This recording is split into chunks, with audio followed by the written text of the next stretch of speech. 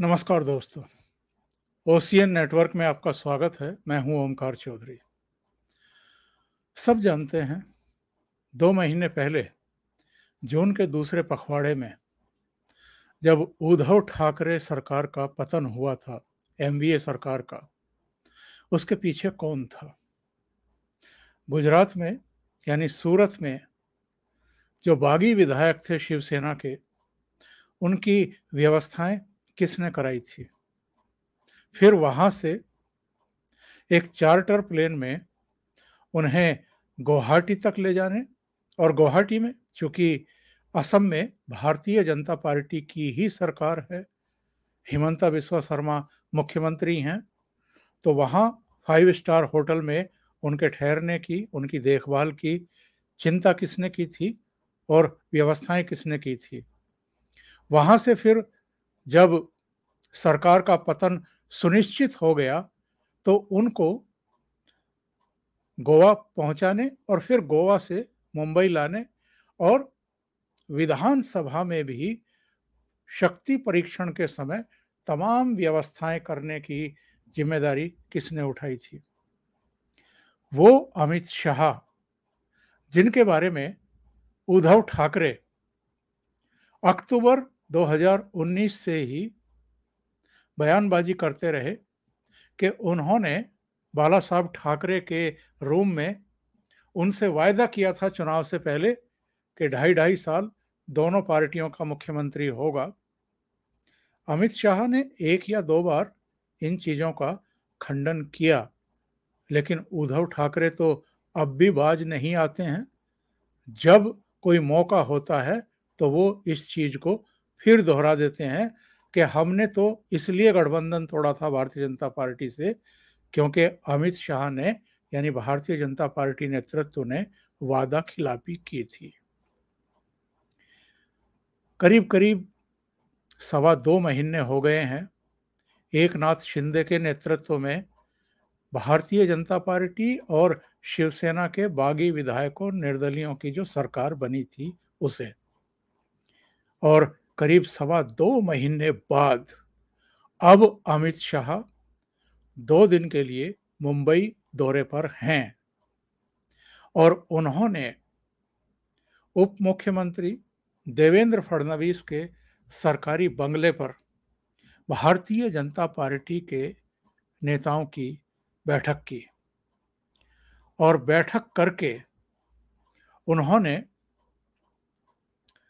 खास तौर से जो बीएमसी के चुनाव होने वाले हैं, अभी सितंबर में आखिर में या अक्टूबर में संभव है कि चुनाव हो जाएं, उनके लिए कमर कस लेने को कहा है।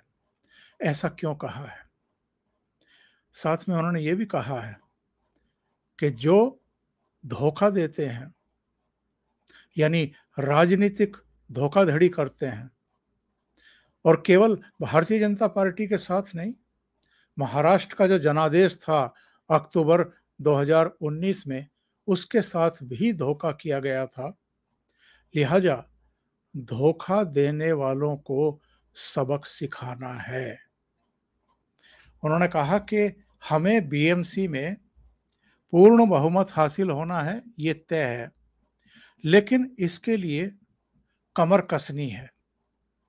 अमित शाह का सीधा सीधा कहना था कि जो 2.5 दशक का शिवसेना का बीएमसी में शासन है, इसका अंत करना है, और उन्होंने भारतीय जनता पार्टी के लिए 227 सदस्यीय बीएमसी में कम से कम 135 और अधिक से अधिक 150 सीटें जीतने का टारगेट तय कर दिया है। उन्होंने कहा है कि हर स्तर के नेता को जुट जाना है। अमित शाह एक्चुअल में बहुत सोच समझ करके राजनीतिक चालें चलते हैं, सही समय का इंतजार करते हैं, और कम से कम महाराष्ट्र के मामले में तो भारतीय जनता पार्टी को जो धोखा मिला था उद्धव ठाकरे की तरफ से, उसमें तो उन्हें काफ़ी इंतजार करना पड़ा। करीब करीब 2.5 साल का इंतजार करना पड़ा। और उसके बाद जब ये देखने को मिला कि शिवसेना के भीतर से ही असंतोष और बगावत के चिन्ह दिखाई देने लगे हैं, तब देवेंद्र फडणवीस को आगे करके एकनाथ शिंदे और उन तमाम एमएलए से बातचीत करने की शुरुआत की गई। सबसे पहले राज्यसभा के लिए जो चुनाव हुआ, उसमें शिवसेना को पटखनी दी गई, क्रॉस वोटिंग हुआ, बड़े पैमाने पर हुआ। फिर विधान परिषद के जब चुनाव हुए तो भी उसमें कांग्रेस को पटखनी दी गई। शिवसेना और एनसीपी तो 2-2 सीटें जीत गई। कांग्रेस दूसरी सीट नहीं जीत पाई, वो सीट भारतीय जनता पार्टी ने जीती। और उस परिणाम के आने के तुरंत बाद शिवसेना में बहुत बड़ी टूट हुई। 55 में से 40 एमएलए और जो निर्दलीय साथ दे रहे थे उद्धव ठाकरे सरकार का, एनडीए सरकार का, वो भी टूट करके करीब 10-12 इधर आ गए। और इस तरीके से ये सुनिश्चित किया गया कि उद्धव ठाकरे के नेतृत्व वाली एनडीए सरकार की विदाई हो जाए, और वो हो गई। अब देखिए, जिस समय ये सरकार थी, यानी उद्धव ठाकरे, शरद पवार और सोनिया गांधी के नेतृत्व वाली मिलीजुली सरकार थी एनडीए की, उस समय राज्यपाल भगत सिंह कोश्यारी को जो 12 सदस्य मनोनीत होने थे विधान परिषद में, उनकी एक सूची भेजी गई थी। और इन तीनों दलों ने 4-4 सदस्य आपस में बांट लिए थे। शिवसेना ने उर्मिला मातोंडकर का नाम भेजा, विजय करंजकर का भेजा, नितिन बानगड़े का भेजा, नितिन बानगुड़े पाटिल और चंद्रकांत रघुवंशी का। एनसीपी ने एकनाथ खड़से का, राजू शेट्टी का, यशपाल भिंगे का और आनंद शिंदे का नाम भेजा। कांग्रेस ने रजनीताई पाटिल, सचिन सावंत, अनिरुद्ध वाकर और मुजफ्फर हुसैन के नाम भेजे। और अब एकनाथ शिंदे जब मुख्यमंत्री बन गए तो उन्होंने बाकायदा चिट्ठी लिखी मुख्यमंत्री राज्यपाल भगत सिंह कोश्यारी को, और कहा कि जो उस सरकार ने 12 नामों की सिफारिश की थी उसको आप रद्द कर दीजिए, ये सरकार नए सदस्यों के नाम भेजेगी। और आप जानते हैं कोश्यारी साहब तो ये 2 बार 3 बार चिट्ठी गई थी उद्धव ठाकरे सरकार की तरफ से, उन्होंने उस पर कोई फैसला लिया नहीं था। अब गवर्नर ने मौजूदा मुख्यमंत्री की चिट्ठी मिलने के बाद पुरानी सरकार की वो चिट्ठी और वो अनुशंसाएं रद्द कर दी हैं।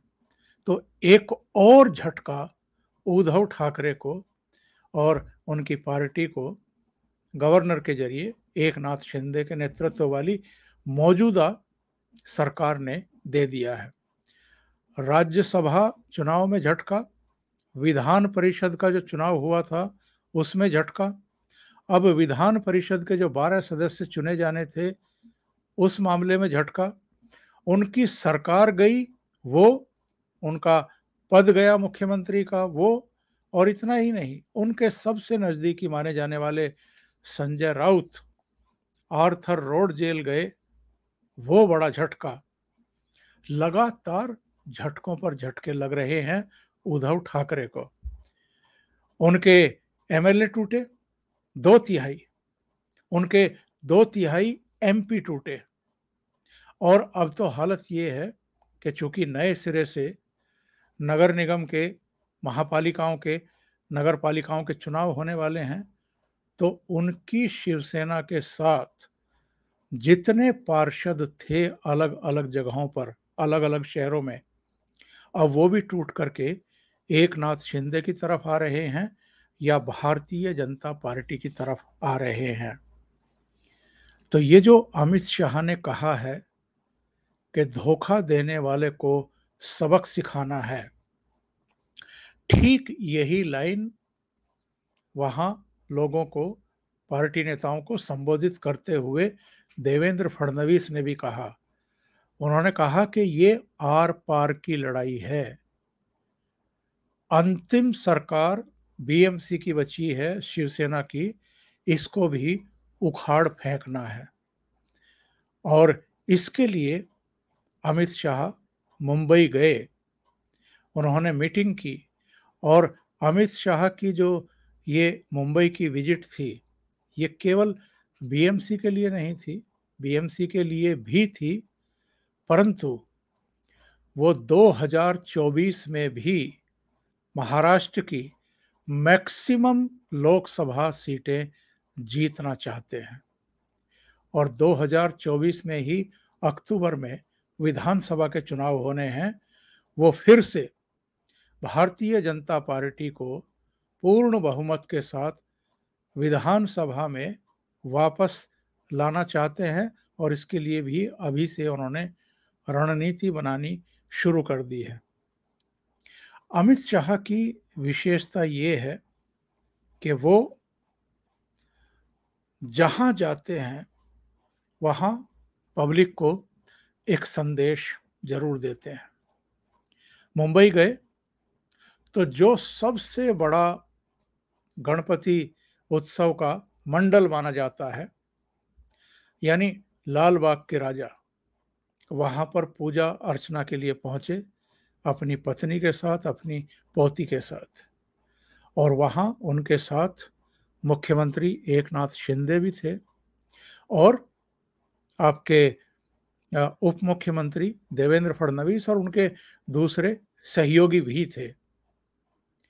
और ये जो संकेत देते हैं, वो कुछ दूसरे मंडलों में भी गए, दूसरी जगहों पर भी गणपति पूजा की। और अमित शाह मुख्यमंत्री एकनाथ शिंदे के घर भी जाना नहीं भूले। वो मुख्यमंत्री के यहाँ गए, उन्होंने वहाँ भी गणपति पूजन किया। और उसके बाद उप मुख्यमंत्री देवेंद्र फडणवीस के आवास पर भी गणपति पूजा किया, और देवेंद्र फडणवीस के परिवार के अन्य सदस्यों से वो मुलाकात करके तब मीटिंग में बैठे। उनका बाकायदा वहां स्वागत किया गया।